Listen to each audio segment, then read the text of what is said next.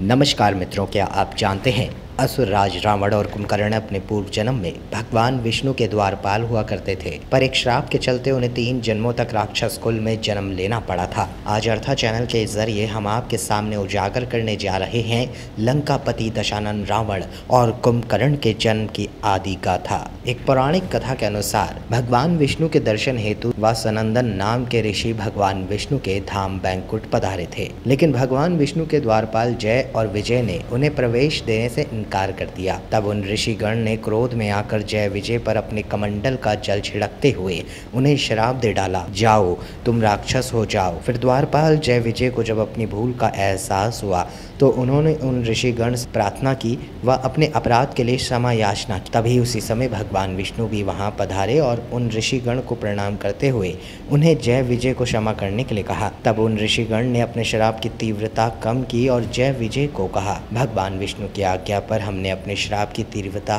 कम कर दी है, जिससे अब तुम्हें सदा के लिए राक्षस बनकर तो नहीं रहना पड़ेगा, लेकिन अगले 3 जन्मों तक तुम राक्षस योनि में ही रहोगे। इसके साथ एक और शर्त ये भी है कि भगवान विष्णु या उनके किसी अवतारी स्वरूप के हाथों तुम्हारा मरना हर जन्म में अनिवार्य होगा, जिसके बाद तुम पुनः अपने इस द्वारपाल पद पर प्रतिष्ठित हो जाओगे। तो दोस्तों, यही श्राप लंकापति दशानन रावण और कुंभकर्ण के जन्म की आदि गाथा है।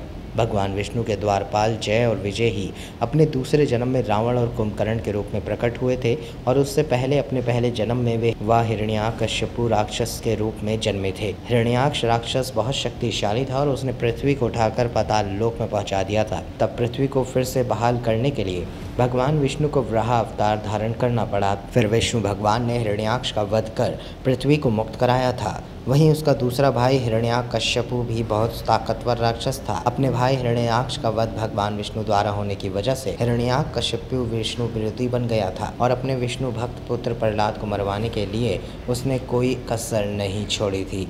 फिर भगवान विष्णु ने नरसिंह अवतार धारण कर हिरण्याकश्यप का भी वध कर दिया।